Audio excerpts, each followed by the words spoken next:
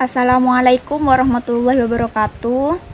Kami dari kelompok 2 akan menjelaskan tentang metode pembelajaran TIK berbasis simulasi dalam pembelajaran di SD. Sebelumnya, perkenalkan terlebih dahulu anggota dari kelompok 2. Yang pertama yaitu saya sendiri, Meilani Nuris Salimah, NIM 163. Kemudian yang kedua ada Deka Yusunwari Devi, NIM 164. Yang ketiga ada Lailatul Fatimah, NIM 169. Yang keempat ada Jihan Nabilah, NIM 178. Kemudian yang kelima ada Friska Putri Aryani, NIM 185. Yang keenam ada Andita Fajri Okvianti, NIM 188. Dan yang terakhir ada Siska Damayanti, NIM 190. Baik, penjelasan yang pertama akan saya sendiri yang akan menjelaskan, yaitu tentang pengertian pembelajaran berbasis simulasi. Jadi, metode pembelajaran berbasis simulasi yaitu metode pembelajaran untuk mengembangkan keterampilan dari peserta didik. Karena apa? Karena pada metode ini siswa dilibatkan atau diikutsertakan secara langsung untuk memerankan dan memperagakan suatu materi yang akan diajarkan. Metode ini tentunya akan membuat siswa semakin aktif, kemudian pembelajaran menyenangkan dan tidak membosankan. Karena dalam metode ini siswa mempunyai pengalaman secara langsung karena siswa dilibatkan dalam materi tersebut. Dilanjutkan kepada pemateri kedua. Baiklah, sebelumnya perkenalkan, nama saya Deka Yusunwari Devi dengan NIM 3 digit terakhir yakni 164. Di sini kita akan beranjak untuk membahas mengenai kelebihan dan kekurangan dari metode pembelajaran simulasi.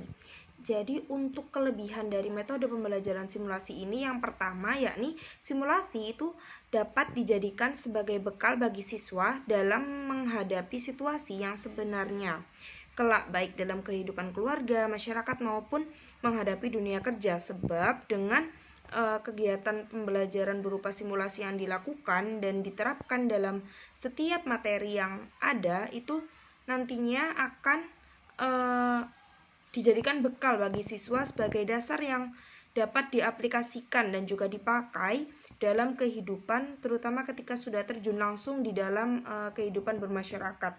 Kemudian yang kedua ada mengembangkan kreativitas siswa. Untuk metode pembelajaran simulasi, itu siswa didorong untuk terus termotivasi serta terus mengembangkan kreativitasnya, dan hal ini tentunya sangat mendukung setiap peserta didik untuk terus berkembang menjadi seseorang yang terus berinovasi. Untuk yang ketiga, dapat memupuk keberanian dan rasa percaya diri, sebab metode pembelajaran simulasi ini dapat menumbuhkan rasa percaya diri siswa dikarenakan pada saat kegiatan simulasi yang dilakukan secara langsung dan dilaksanakan langsung di depan seluruh siswa lain, maka disitulah mereka dituntut untuk memupuk keberanian mereka serta rasa percaya diri saat mempresentasikan hasil simulasi yang telah masing-masing mereka kerjakan. Dan yang keempat ada memperkaya pengetahuan. Jadi selain dapat memupuk rasa keberanian dan percaya diri, adalah yang lainnya, kelebihan lainnya itu adalah memperkaya pengetahuan. Dalam hal ini pastinya saat metode pembelajaran simulasi dilakukan, otomatis mereka juga belajar nih dengan hal-hal yang lainnya sehingga dapat menambah pengetahuan yang baru bagi mereka. Dan yang terakhir dapat meningkatkan gairah siswa dalam proses pembelajaran.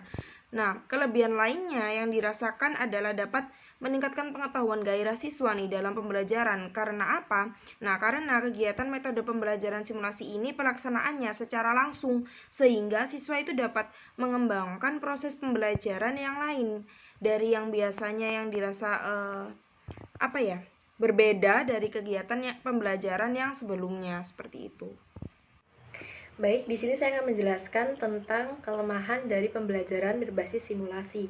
Kelemahan dari pembelajaran berbasis simulasi ada 3. Yang pertama adalah Pengalaman yang diperoleh melalui kegiatan simulasi tidak selalu tepat dan juga sesuai dengan kenyataan yang ada di lapangan. Yang kedua adalah pengolahan yang kurang baik sering disimulasikan dijadikan sebagai alat hiburan sehingga tujuan pembelajaran menjadi terabaikan. Dan yang terakhir, dari kelemahan kegiatan pembelajaran basis simulasi adalah faktor psikologis seperti masa lalu dan takut sering mempengaruhi siswa untuk melakukan kegiatan simulasi. Baik, terima kasih. Saya lanjutkan kepada penyaji yang selanjutnya. Perkenalkan, nama saya Jihan Nabila, NIM 178 dari kelas 5E. Nah, di sini saya akan menjelaskan mengenai karakteristik metode pembelajaran simulasi berdasarkan sintesis dari teori-teori yang sudah ada serta pengalaman faktual di lapangan. Yang pertama yaitu perpaduan antara student-centered approach dan teacher-centered approach. Menurut Ahmad Sudrajat tahun 2007, dilihat dari pendekatan pembelajarannya, terdapat dua jenis pendekatan, yaitu pendekatan pembelajaran yang berorientasi pada siswa serta yang berorientasi pada guru. Yang kedua, metode pembelajaran komprehensif. Menurut Sardiman, pada tahun 2006, belajar merupakan perubahan tingkah laku dengan beberapa kegiatan. Contohnya mengamati, membaca, meniru, mendengarkan, dan lainnya.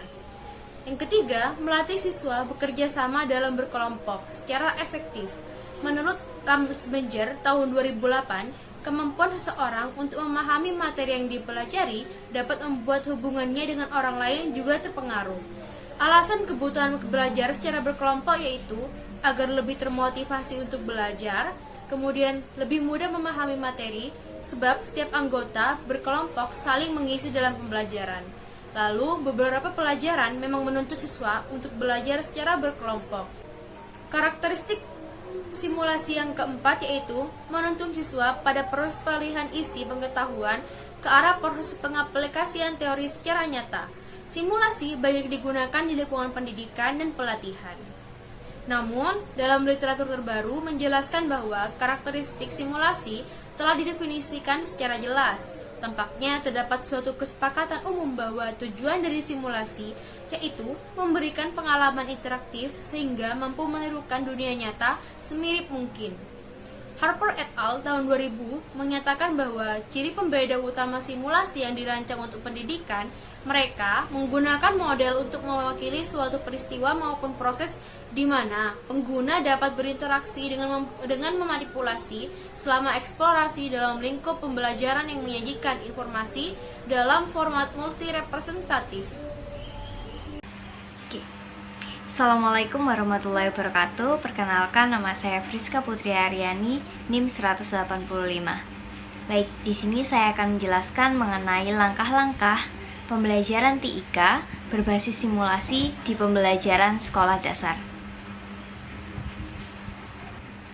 Baik, yang pertama yaitu ada perencanaan awal.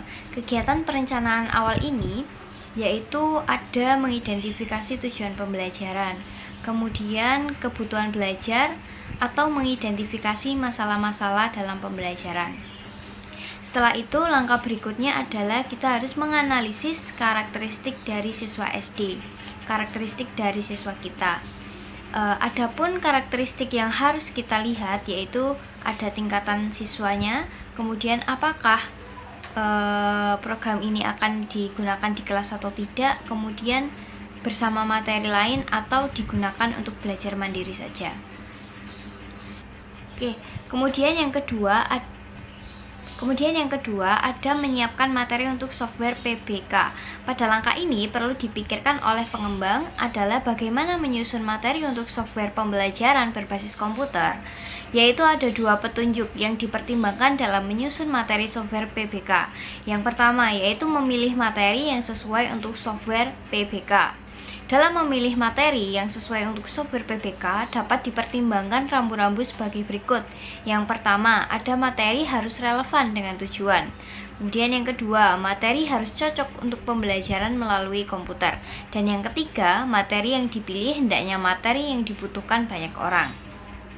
Kemudian yang kedua adalah menentukan lingkup pembelajaran. Pengembang pembelajaran berbasis komputer harus menentukan banyaknya materi yang dipelajari dalam tempo yang wajar. Baik, terima kasih. Saya lanjutkan ke pemateri selanjutnya. Assalamualaikum warahmatullahi wabarakatuh. Perkenalkan, nama saya Andita Fajri Okvianti, NIM 188. Di sini saya akan menjelaskan mengenai mendesain software pembelajaran berbasis komputer. Untuk langkah awal yang dilakukan telah dijelaskan oleh pemateri sebelumnya, yaitu yang pertama, perencanaan awal, dan yang kedua, menyiapkan materi-materi software pembelajaran berbasis komputer. Setelah langkah awal dilakukan, selanjutnya memulai kegiatan mendesain software pembelajaran komputer. Hal-hal yang perlu dilakukan yang pertama yaitu menentukan desain software pembelajaran berbasis komputer. Dalam hal ini perlu dipilih desain software yang sesuai untuk digunakan dalam mengembangkan software pembelajaran berbasis komputer. Hal ini perlu dilakukan karena analisis tugas dapat memberikan banyak informasi yang dapat dijadikan dasar untuk memilih desain software yang sesuai. Ada 3 jenis desain yang dapat dipilih menurut Burke tahun 1982, yaitu yang pertama, fungsional design atau desain pembelajaran. Hal ini berkaitan dengan fungsi pembelajaran yang dapat diberikan oleh program pembelajaran berbasis komputer. Yang kedua yaitu spesial design atau desain fisik, suatu pembelajaran yang berkaitan dengan alur yang harus diikuti siswa melalui pembelajaran. Di sini ada 3 desain fisik yang dapat dipilih. Yang pertama, linear design, yang kedua, bracing design, dan yang ketiga, repetition design. Oke, selanjutnya yaitu mengenai logical design atau desain logis. Jenis desain yang terakhir ini yaitu desain logis, yang dimana suatu program pembelajaran berbasis komputer yang berkaitan dengan strategi yang berstruktur dan memberikan pengalaman kepada siswa untuk berpikir secara logis, di mana hal ini dialami melalui materi yang dipelajarinya. Selanjutnya yaitu menyusun materi software PBK. Langkah berikutnya adalah menyusun materi software pembelajaran berbasis komputer atau PBK. Langkah ini dilakukan setelah perencanaan awal, penentuan materi, dan pemilihan desain software yang telah dibuat. Selanjutnya yaitu menyusun dokumentasi atau petunjuk belajar. Dokumentasi merupakan unsur berakhir pada software pembelajaran berbasis komputer yang telah jadi. Dokumentasi memberikan deskriptif materi yang menyertai program dan menjelaskan tujuan program tersebut. Baik, terima kasih. Sebelumnya perkenalkan, nama saya Siska Damayanti, NIM 190611100190. Di sini saya akan menjelaskan contoh dari pembelajaran TIK berbasis simulasi di SD. Nah, contoh dari pembelajaran TIK berbasis simulasi ini misalnya yaitu pada aplikasi AKM. Nah, aplikasi AKM ini dibuat untuk pelaksanaan AN atau biasa yang disebut asesmen nasional.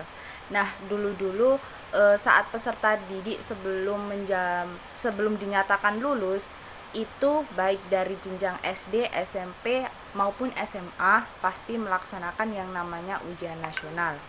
Nah, ujian nasional ini seiring berjalannya waktu berganti nama menjadi ujian nasional berbasis komputer atau biasa disingkat dengan UNBK. Pada tahun 2020 kemarin, ujian nasional baik di jenjang SMP, SD ataupun SMA itu dihapuskan. Nah, tahun ini diganti dengan istilah ANBK atau singkatan dari Asesmen Nasional Berbasis Komputer. Nah, ANBK pada aplikasi AKM ini sudah mulai diberikan kepada peserta didik. Untuk jenjang SD ini sudah diberikan di kelas 5 SD. Untuk langkah-langkah dalam simulasi menggunakan aplikasi AKM ini, yang pertama, buka website AKM Punjer Penjar Kemendikbud di link https://pusmenjar.kemendikbud kemdikbud.go.id/AKM. Kemudian pilih menu Ayo Coba AKM. Selanjutnya bisa pilih materi, literasi ataupun numerasi. Juga bisa dipilih jenjang SD, SMP ataupun SMA. Nah, di sini terfokus pada jenjang SD. Jadi diklik yang SD. Setelah diklik SD, kemudian dikliklah oke lanjutkan. Kemudian langkah yang ketiga, peserta didik itu nantinya akan dihadapkan dengan halaman login di mana username dan password akan terisi otomatis oleh sistem. Lalu peserta didik tinggal mengklik login. Langkah yang keempat, peserta didik akan dikonfirmasi untuk pelaksanaan simulasi ini. Isinya itu nama peserta, tanggal lahir, dan noken. Setelah semuanya terisi, maka bisa diklik submit. Nah, untuk langkah selanjutnya itu akan ada konfirmasi tes, di mana dalam konfirmasi itu akan terisi nama tes, status tes, waktu tes, dan alokasi waktu tes. Lalu peserta didik bisa klik mulai. Nah, ketika peserta didik sudah mulai mengklik mulai, maka di situ peserta didik sudah bisa menjawab soal-soal yang tersedia.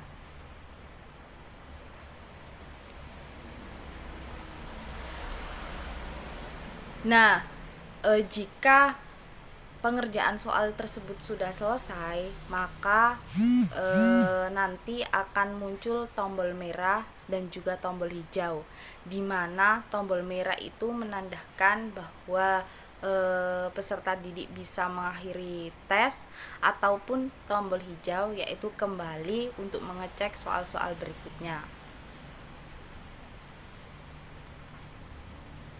Apabila nanti sebelum peserta didik mengakhiri tes dan ternyata itu waktu sudah habis, maka akan muncul tulisan selesai tes. Nah, kalau muncul tulisan selesai tes, maka peserta didik nanti bisa mengeklik oke lanjutkan. Nah, setelah itu akan muncul kunci jawaban dari simulasi AKM tersebut.